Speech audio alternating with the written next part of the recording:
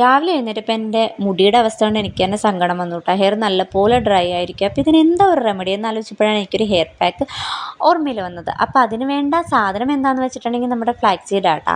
അപ്പോൾ ഞാൻ എന്താ പാത്രത്തിലോട്ട് 1 കപ്പ് വെള്ളം എടുത്തു. അതിനകത്തോട്ട് 2 ടേബിൾ സ്പൂൺ ഫ്ലാക്സ് സീഡാണ് ആഡ് ചെയ്യുന്നത്. അപ്പോൾ എൻ്റെ ഹെയറിൻ്റെ വോളിയം ലെങ്തും അനുസരിച്ചാണ് ഞാനിത് എടുക്കുന്നത്. അപ്പം ഓരോരുത്തരുടെയും വ്യത്യസ്തമായിരിക്കുമല്ലോ. അപ്പോൾ അതനുസരിച്ചിട്ട് ആഡ് ചെയ്യുക. അതിന് ശേഷം എന്താ അടുപ്പിൽ വെച്ചു. നല്ലപോലെ തിളയ്ക്കുന്ന വരെ നമ്മളിതുപോലെ ഇളക്കി കൊടുത്തുകൊണ്ടിരിക്കണം.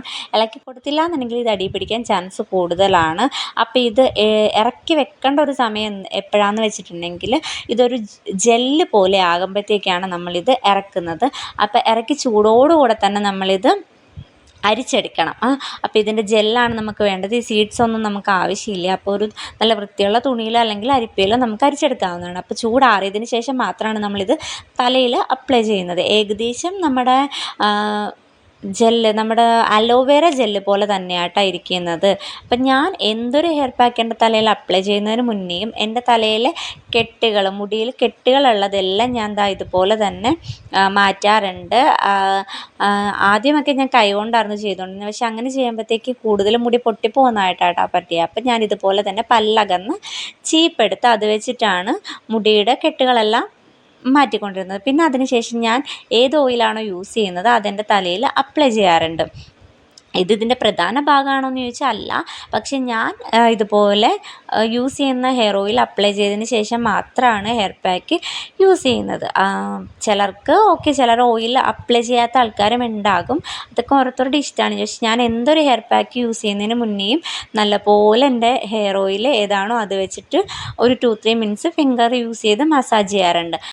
ഇതുപോലെ നല്ല ജെല്ലി ആയിട്ട് തന്നെ നമുക്ക് കിട്ടിയിട്ടുണ്ട്. അപ്പോൾ ഇത് നമ്മുടെ സ്കാൽപ്പിലാണ് നമ്മൾ ആദ്യം അപ്ലൈ ചെയ്യേണ്ടത്. അപ്പോൾ നമ്മുടെ ഫിംഗേഴ്സ് യൂസ് ചെയ്ത് നല്ലപോലെ തന്നെ നമ്മുടെ സ്കാൽപ്പിൽ അപ്ലൈ ചെയ്ത് കൊടുക്കണം. മസാജ് ചെയ്ത് വേണം ഇത് അപ്ലൈ ചെയ്യാനായിട്ട്. ഫിംഗേഴ്സ് യൂസ് ചെയ്ത് തന്നെ മസാജ് ചെയ്ത് അപ്ലൈ ചെയ്യാവുന്നതാണ്. അപ്പോൾ ഇതിൻ്റെ ഗുണങ്ങൾ എന്താണെന്ന് വെച്ചിട്ടുണ്ടെങ്കിൽ ഈ ഫ്ലാക്സ് സീഡ് ഒരു പരിധി വരെ താരനെ തടഞ്ഞു നിർത്തും. അതായത് കംപ്ലീറ്റ്ലി മാറുമെന്നല്ല, പക്ഷേ ആ താരൻ കൊണ്ടുള്ള ഇറിറ്റേഷൻസ് നമുക്ക് കുറേയൊക്കെ മാറ്റാനായിട്ട് ഇതുകൊണ്ട് സാധിക്കും. പിന്നെ അതുപോലെ തന്നെ ഹെയർ ഗ്രോത്ത് നല്ല രീതിയിൽ മുടി വളരാനായിട്ട് ഇത് സഹായിക്കുന്ന ഒരു ഹെയർ പാക്കാണ്.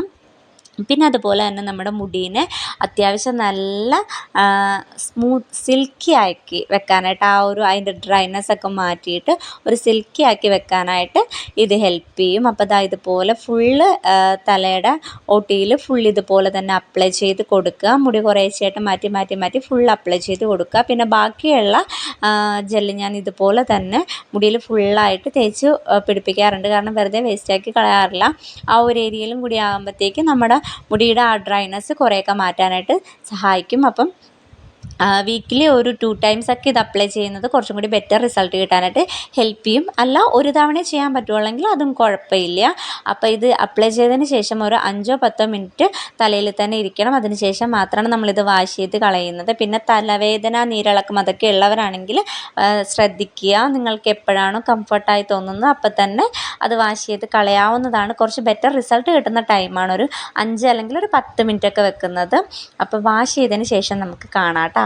അപ്പോൾ വാഷ് ചെയ്തതിന് ശേഷം എൻ്റെ ഹെയർ ഇങ്ങനെയാണ് നടക്കുന്നത്. കുറച്ച് അത്യാവശ്യം നല്ല വോളിയം തോന്നിക്കുന്നുണ്ട്. അതുപോലെ തന്നെ ആ ഒരു ഡ്രൈനെസ് ഒക്കെ മാറിയിട്ടുണ്ട്. അപ്പം ഈ വീഡിയോ എല്ലാവർക്കും ഉപകാരപ്പെടുമെന്ന് വിശ്വസിക്കുന്നു. അപ്പോൾ ഇത്രയുള്ള വീഡിയോ ഇഷ്ടപ്പെട്ടാൽ ലൈക്ക് ചെയ്യുക, ഷെയർ ചെയ്യുക, സബ്സ്ക്രൈബ് ചെയ്യുക. ബൈ.